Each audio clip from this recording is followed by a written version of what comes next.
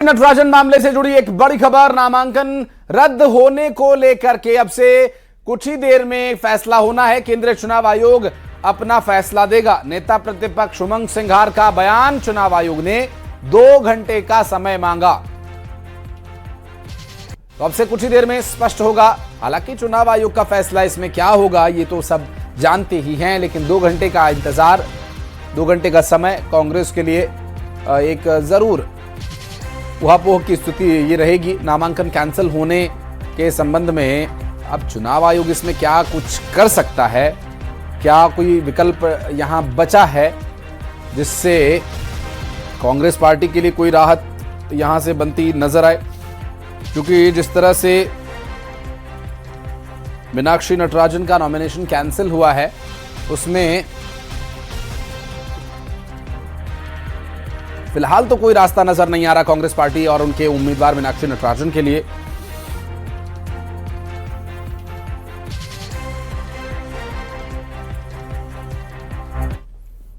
और मीनाक्षी नटराजन के नामांकन कैंसिल होने के बाद दिल्ली से भोपाल तक कांग्रेस ने मोर्चा खोला हुआ है। राज्यसभा चुनाव को लेकर छिड़ा यह सियासी संग्राम अब दिल्ली से भोपाल तक चरम पर पहुंच गया है। कांग्रेस नेता मीनाक्षी नटराजन का नामांकन रद्द होने के खिलाफ कांग्रेस ने देशव्यापी मोर्चा खोल दिया है। एक तरफ दिल्ली में कांग्रेस का प्रतिनिधिमंडल केंद्रीय चुनाव आयोग की दहलीज पर पहुंचा, तो वहीं रिटर्निंग ऑफिसर के फैसले को गलत बताते हुए यह दलील दी कि सिर्फ कोर्ट के समन के आधार पर पर्चा खारिज करना सरासर नाइंसाफी है।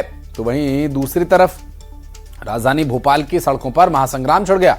पूर्व मुख्यमंत्री दिग्विजय सिंह, पीसीसी चीफ जीतू पटवारी समेत कांग्रेस के तमाम दिग्गज नेता निर्वाचन आयोग के दफ्तर के बाहर महा उपवास पर बैठे हुए हैं। लेकिन इस पूरे बवाल के बीच कांग्रेस अपनों के ही बयानों से घिरती नजर आ रही है। कांग्रेस विधायक फूल सिंह बरैया ने अपनी ही पार्टी को कटघरे में खड़ा करते हुए साफ कहा कि डमी कैंडिडेट न उतार करके पार्टी से बहुत बड़ी चूक हुई। विपक्ष के चौतरफा हमले पर सूबे के मुख्यमंत्री डॉक्टर मोहन यादव ने, बीजेपी प्रदेश अध्यक्ष हेमंत खंडेलवाल ने करारा पलटवार किया और सीएम डॉक्टर मोहन यादव ने साफ कहा कि कांग्रेसियों ने हार के डर से खुद ही खेल बिगाड़ा, क्योंकि उन्हें अपने ही विधायकों पर भरोसा नहीं था।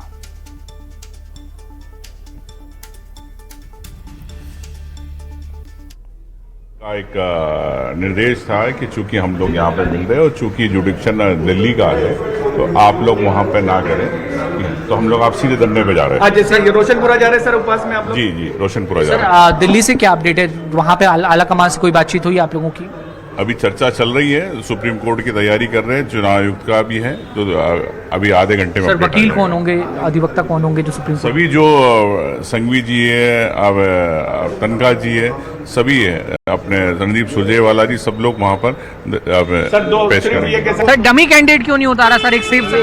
ये एक अलग बात है, इसको आप चूक कह सकते हैं या ऐसा अभी तक कोई चलन रहा नहीं कि राज्यसभा में कभी डमी लड़ाए गए। है कि क्राइम नहीं हुआ लेकिन छिपाया तो गया। नहीं क्राइम नहीं है तो छुपाने की कोई बात नहीं। डमी कैंडिडेट ना उतारने वाली सर एक मिनट, डमी कैंडिडेट छुपाने वाली बात जो है सर, इसको आला कमान ने संज्ञान लिया है क्या सर? नहीं, अभी तो इसका कोई मैसेज नहीं है, वो आज शाम को पता चलेगा। विवेक तनखा जी, अभिषेक मनु सिंघवी जी, ये दिल्ली में पूरी इसकी रणनीति तैयार हो चुकी है। वहाँ चुनाव आयोग से समय भी लिया गया है और ये स्पष्ट है कि हर स्तर पर, चाहे वो लीगल हो, चाहे सड़क पर हो, चाहे सदन में हो, हर स्तर पर ये लड़ाई लड़ी जाएगी। इस तरह से जो हमारी संविधान है, जो लोकतंत्र है, उसका पूरी तरह से जो चीरहरण करने का काम भाजपा कर रही है। और सबसे बड़ी बात, पहले ये विधायकों पर दाव कर रही थी कि ये बिक जाएंगे, नहीं बिके तो इन्होंने ऐसा पैतरा अपनाया।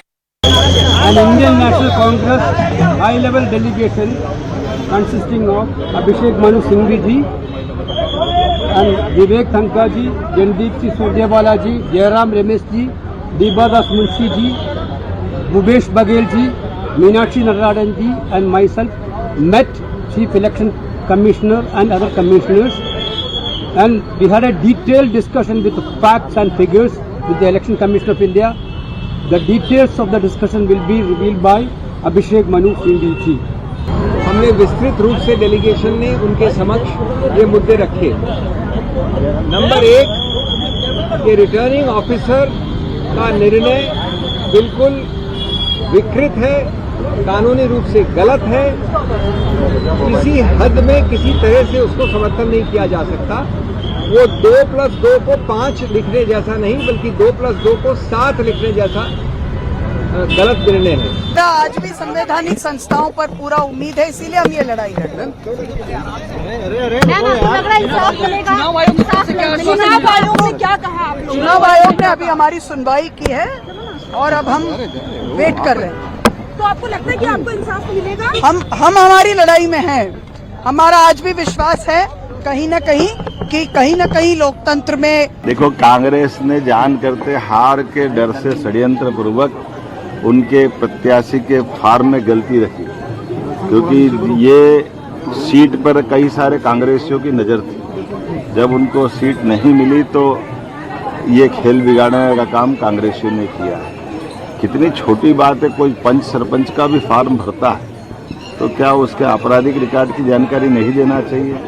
जो 10-10 बार चुनाव लड़ चुके ऐसे बड़े नेताओं के साथ, और वो भी राज्यसभा जैसे उच्च सदन के चुनाव में आप नाम निर्देशन फॉर्म भरते हो, तो ये आप जानबूझकर। मुझे तो लगता है कि ये जानकारी जानबूझ के छुपाई, क्योंकि अगर निर्वाचन होता तो कांग्रेस का प्रत्याशी बुरी तरह से पीछे रहता और संभावित जो विभाजन कांग्रेस में दिख रहा था उसको छुपाने के लिए हमारे तो तेलंगाना में सरकार भी नहीं है। हमारे पास भी तो तथ्य कहीं से आए, किसने भेजे? कांग्रेस के नेताओं से पूछे आप। तेलंगाना का कागज आ रहा है, तेलंगाना में सरकार इनकी है, तो आप समझ सकते हैं आपकी हमें कांग्रेस के ही लोगों ने जानकारी दी होगी, हमारे पास तो कोई जानकारी थी नहीं। तो कांग्रेस की ये स्थिति है, ये भले बेंगलोर ले जाएं या लंदन ले जाएं, चुनाव हम जीतते क्योंकि सभी देश की जनता को मोदी जी पे विश्वास। के नामांकन रद्द होने के मामले पर बीजेपी कांग्रेस पर हमलावर है। सांसद सुधांशु त्रिवेदी ने कांग्रेस पर निशाना साधते हुए कहा कि गलत नामांकन की जानकारी कांग्रेस नेताओं ने ही दी। सवाल उठाया कि कांग्रेस ने चुनाव में डमी कैंडिडेट क्यों नहीं उतारा, नामांकन पत्र की ठीक से जांच क्यों नहीं की गई। सुधांशु त्रिवेदी ने कहा कि यह सिर्फ टेक्निकल मामला नहीं है, यह तो नैतिक जिम्मेदारी का मामला है। ये जो कुछ भी हुआ है ये दर्शाता है कि कांग्रेस का अंदरूनी चरित्र कितना विद्रूप हो चुका है और उन्हीं के लोग यह जानकारी भी देते हैं और फिर उन्हीं के लोग बैकअप प्रत्याशी नहीं खड़ा करवाते हैं। और मैं यह पूछना चाहता हूं, कांग्रेस में तो बड़े बड़े दिग्गज वकील हैं जो तमाम निर्णयों को उलटवा देते हैं, रात में सुप्रीम कोर्ट खुलवा देते हैं, वो ये टेक्निकल चीज नहीं देख पाए। इसका मतलब ये मामला टेक्निकल नहीं था, ये मॉरल था।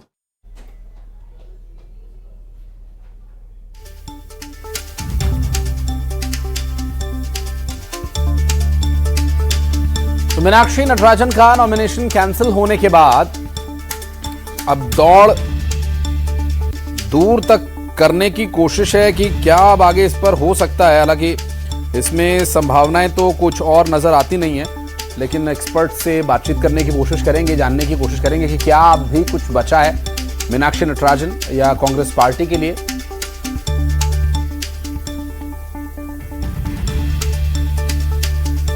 और इस पूरे विषय पर वासु चौरे हमारे सहयोगी भोपाल से हमारे साथ जुड़ गए, उनसे अपडेट लेकर के चर्चा में चलेंगे। हमारे साथ कुछ खास मेहमानों का पैनल है, जल्दी जल्दी मैं आपको अपने खास मेहमानों से परिचय करवा देता हूं। वाणी आलूवालिया जी हमारे साथ हैं, भारतीय जनता पार्टी की प्रवक्ता हैं, बहुत स्वागत है मैम आपका। समर प्रताप जी हमारे साथ हैं, कांग्रेस पार्टी के प्रवक्ता, बहुत बहुत स्वागत है सर आपका भी। और रुद्र विक्रम सिंह जी हमारे साथ हैं, जो कि पेशे से वकील हैं और सुप्रीम कोर्ट में प्रैक्टिस करते हैं। कुछ टेक्निकलिटीज पर रुद्र जी से भी जानकारी लेंगे। वासु, पहले आपके पास आते हैं अपडेट लेने के लिए, क्योंकि ये एक सिचुएशन एक ऐसी हो गई है जैसे क्रिकेट में कोई हिट विकेट हो जाता है तो उसके बाद आप डीआरएस लें या थर्ड अंपायर के पास जाएं, कोई फायदा नहीं है। तो नॉमिनेशन कैंसिल हो गया है, क्या यहां पर किसी भी तरीके से वापसी की कोई गुंजाइश है? ग्राउंड से क्या इनपुट्स हैं अपने पास?